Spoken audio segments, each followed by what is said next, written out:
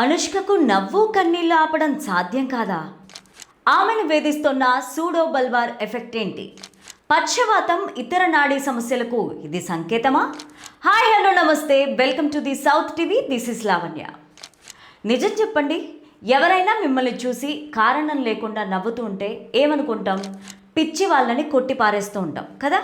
కానీ కొందరికి నవ్వులు ఆపుకోవడం వారి చేతుల్లోనే ఉండదు. మన అందాల తార అనుష్క శెట్టికి కూడా ఒక అరుదైన సమస్య ఉందని, ఆమె కన్నీళ్లను నవ్వులను ఆపలేక ఇబ్బంది పడుతున్నారని వార్తలు వినిపిస్తున్నాయి. అసలు ఈ నవ్వుల వ్యాధి ఏంటి? మనం ఎప్పుడు సీరియస్గా తీసుకోవాలి?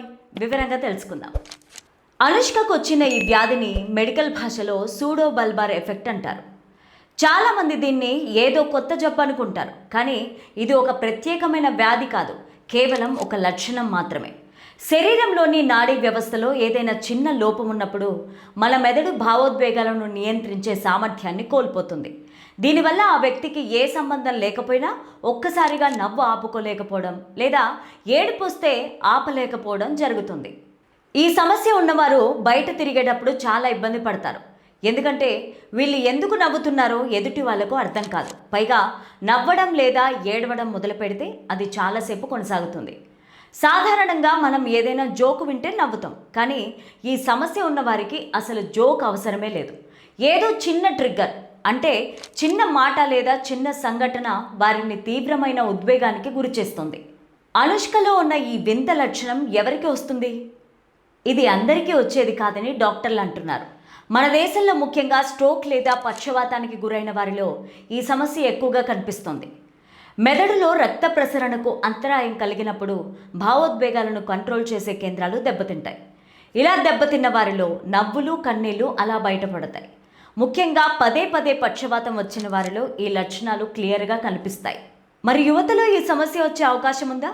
అవును, కొంతమందిలో మల్టిపుల్ స్క్లెరోసిస్ అనే వ్యాధి వల్ల కూడా ఇలా జరగచ్చు. కానీ భయపడకండి, మన దేశంలో ఈ జబ్బు అంత ఎక్కువగా లేదు. మల్టిపుల్ స్క్లెరోసిస్లో కూడా నరాల మీద ప్రభావం పడుతుంది. దీనివల్ల మెదడుకు శరీరానికి మధ్య ఉండే కమ్యూనికేషన్ దెబ్బతింటుంది. ఫలితంగా ఇలాంటి వింత ప్రవర్తనలు బయటపడవచ్చు. ఇప్పుడు అందరికీ వచ్చే డౌట్, పిల్లలు కూడా చిన్న చిన్న విషయాలకే ఏడుస్తారు కదా, వారికి కూడా ఇదే జబ్బుందా? కాదు, అస్సలు కాదు. పిల్లల మెదడు ఇంకా పూర్తిగా అభివృద్ధి చెందుతూ ఉంటుంది. అందుకే వారి భావోద్వేగాలు కంట్రోల్లో ఉండవు. ఇది చాలా సహజం. వయసు పెరుగుతున్న కొద్దీ వారి మెదడు పరిపక్వత చెంది భావోద్వేగాలను నియంత్రించడం నేర్చుకుంటుంది. అందుకే పిల్లల విషయంలో కంగారు పడాల్సిన అవసరమే లేదు. చాలామంది ఈ లక్షణాలను చూసి భయపడిపోయి అస్సలు డాక్టర్ దగ్గరకు వెళ్ళడానికి సిగ్గుపడతారు. ఇది సామాజికంగా కూడా ఇబ్బందికరమైన విషయం, కానీ ఇది మీ తప్పు కాదు అని అర్థం చేసుకోవాలి. మన మెదడులో ఏదో ఒక చిన్న కెమికల్ లోపం జరిగినప్పుడు ఇలా జరుగుతుంది. అది ఒక చిన్న ఆరోగ్య సమస్య మాత్రమే. కంటికి కంటద్దాలు పెట్టుకున్నట్లుగా ఇలాంటి సమస్యలు ఉన్నప్పుడు డాక్టర్ల సలహా తీసుకోవడం చాలా ముఖ్యం. అనుష్క శెట్టి లాంటి సెలబ్రిటీలు ఇలాంటి విషయాల గురించి మాట్లాడడం వల్ల సాధారణ ప్రజల్లో అవగాహన పెరుగుతుంది. ఒకప్పుడు ఇలాంటి సమస్య ఉంటే దెయ్యం పట్టిందని లేదా పిచ్చని అనుకునేవారు. కానీ ఇప్పుడు మెడికల్ సైన్స్ దీన్ని ఒక లక్షణంగా గుర్తించి చికిత్స అందిస్తోంది. అందుకే ఇంట్లో ఎవరికైనా ఇలాంటి లక్షణాలు కనిపిస్తే వారిని వింతగా చూడకుండా ఒకసారి న్యూరాలజిస్ట్ని కలవడం మంచిది. చివరిగా ఒకటి గుర్తుంచుకోండి, మానసిక ఆరోగ్యం కూడా మన శరీర ఆరోగ్యంతో ఈక్వల్.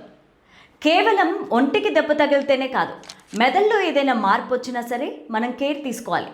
మందులు, సరైన డైట్, కుటుంబ సభ్యుల తోడు ఉంటే చాలా వరకు సమస్యలను అదుపు చేయొచ్చు.